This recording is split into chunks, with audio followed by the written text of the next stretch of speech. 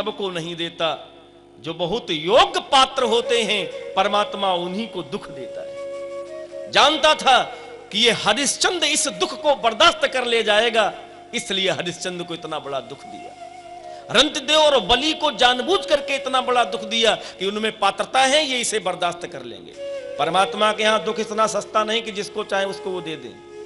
तो यदि मेरे जीवन में ईश्वर ने मुझे दुख दिया है तो उसने मेरी काबिलियत, सहनशीलता, सहिष्णुता और धैर्यशीलता को देख करके दिया है, तो हम रोएं क्यों?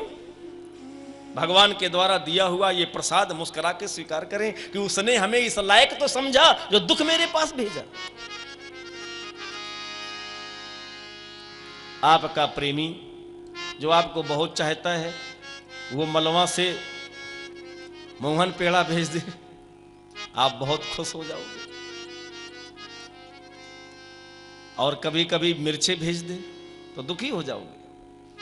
प्रेमी के द्वारा भेजा हुआ प्रसाद है, इसलिए वो प्रसन्नता का हेतु है। ईश्वर दुख दे रहा है। अच्छा, आप सुख के लिए ये नहीं कहते कि ईश्वर ने सुख दिया, बहुत कम लोग हैं, लेकिन जब दुख मिलता है तो अब भगवान ने ये सब दुख मिले तो भगवान ने दिया, तो इसका मतलब है आप ये मान चुके हो कि ये भगवान ने दुख मुझे भेजा है, तो उसका भेजा हुआ दुख वो तुम्हें प्यारा नहीं लग रहा? अरे उसने तुम्हें इस योग्य समझा है कि तुम इतना दुख बर्दाश्त कर लोगे, इसीलिए भेजा है। व्यक्ति की सामर्थ्य क्षमता के अधिक ईश्वर उसे दुख भी नहीं देता। उसकी कृपा की अनुभूति करके तो देखो।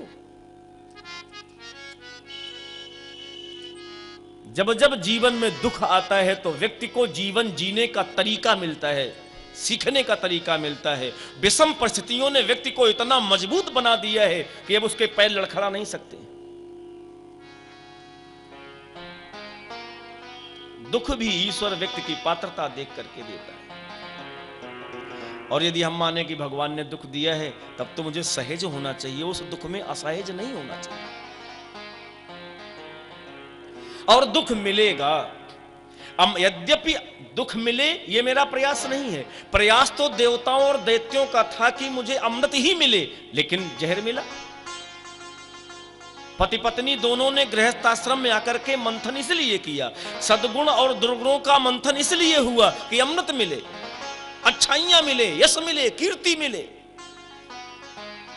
लेकिन बुराई रूपी जहर, निंदा रूपी जहर तो अवश्य मिलेगा, घबराना नहीं चाहिए। जिसने जहर को हजम कर लिया, पचा लिया, उसके जीवन का अमृत उसका श्रृंगार करता है। समुद्र मंथन से यही मुझे शिक्षा मिलती है कि तुम अच्छा करोगे तो बुराई मिलेगी। तो इसका यह मतलब नहीं है उस बुराई के भय से हम अच्छा काम करना बंद कर दें, ये कभी नहीं। जब बुरे लोग बुरा काम नहीं बंद करते हैं तो हम अच्छे लोग अच्छा काम करना क्यों बंद करें? जहर पहले प्रकट हुआ तो मंथन बंद कर दिया जाता? मंथन बंद नहीं हुआ कि आज जहर मिला है तो इस जहर को पचाने के लिए कल अमृत भी मिलेगा। आज दुख आया है जीवन में तो कल सुख भी आएगा। इसीलिए बी करीजियस।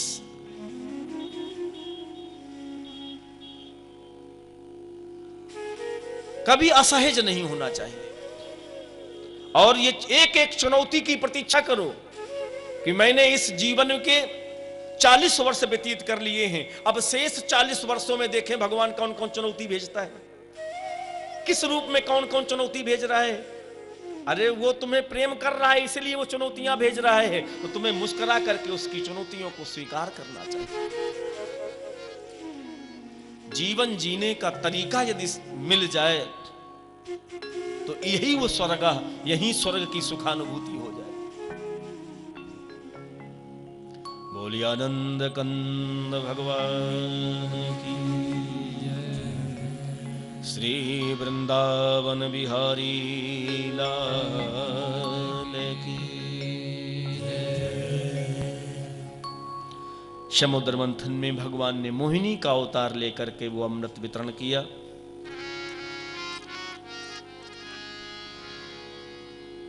दैत्यों को अमृत नहीं मिल पाया। देखो, अमृत जैसे कलश में भर के रखा गया तो किसके हाथ में था?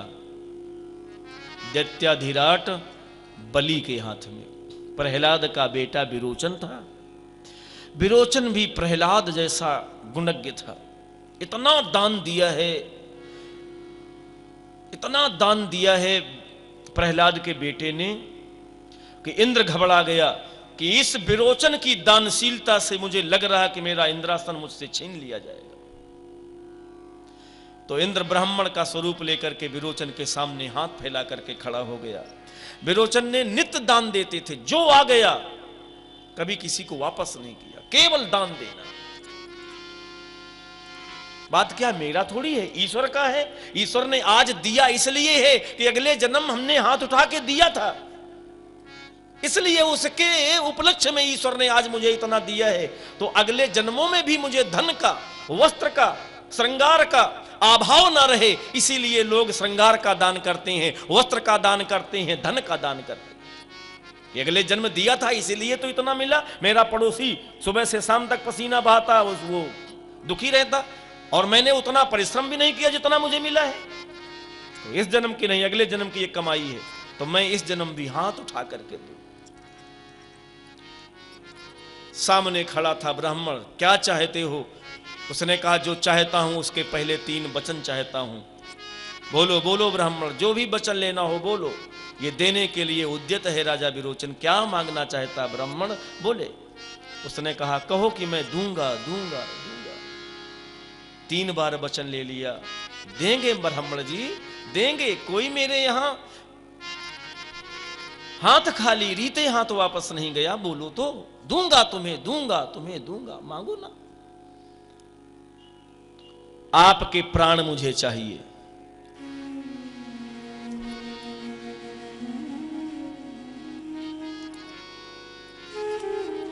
व्यक्ति स्वार्थ और लोभ में कितना पतित हुआ है। देवराज इंद्र ने दधीच से प्राण ले लिया। देवराज इंद्र ने यहां विरोचन से उसके प्राण ले लिए। अब 3 बार वचन दिया है कि मैं तुम्हें दूंगा, धन नहीं चाहिए, आपके प्राण चाहिए।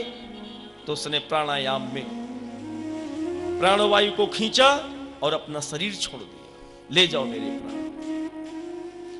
मैं आपसे पूछूं, जिसके बेटे को यह पता लगा होगा कि मेरे पिता की मृत्यु हुई है तो बदौलत इंद्र के, तो उस इंद्र के प्रति उसके बेटे के हृदय में कितना प्रेम होगा। वो बलि है, इतना उसे क्रोध है इंद्र के ऊपर कि इंद्र के अस्तित्व को मिटा दूंगा।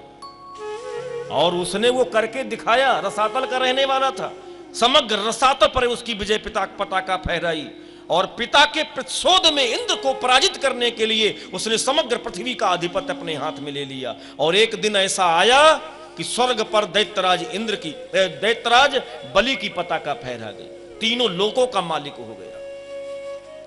समाज के जो व्यक्ति अपने पिता के लिए जीते हैं, जगत पिता चारों पदार्थ की उसके ऊपर वर्षा कर देता है। धर्म करना नहीं पड़ता, अर्थ के लिए प्रयासरत नहीं होना पड़ता, कामनाओं के लिए कुछ सोचना नहीं है। मोक्ष स्वयं सुलभ होता जिसने अपने पिता को प्रसन्न कर दिया। अपने पिता का बदला लेने के लिए दुष्ट इंद्र का मान मर्दन करने का जो संकल्प लिया है, उसने तीनों लोकों का उसे विजयी बना दिया। छोड़िए साहब, जिसका पिता इतना दानी था कि उस विरोचन ने इंद्र को प्राण दे दिए, तो उसका बेटा बलि भी इतना दानी था कि भगवान को उसके सामने हाथ फैला के आना पड़ा। विरोचन के सामने इंद्र गया हाथ फैला करके, और विरोचन के बेटे बलि के सामने उपेंद्र गया हाथ फैला करके, विष्णु गए बामन बन करके। तो जाति का मतलब नहीं है कि वो दैत्य थे। आज बड़ी श्रद्धा के साथ प्रहलाद जी का नाम, बलि का नाम, वृत्तासुर का नाम श्रद्धा के साथ लिया जाता। और देवता थे इंद्र, नाम श्रद्धा से जब प्रसंग सुनाया जाता, चरित्र सुनाया जाता, तो सुनने वाले में श्रद्धा इंद्र के प्रति रहती नहीं।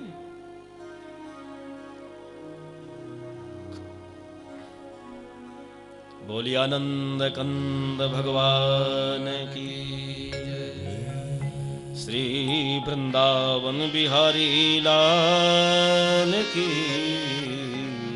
जय।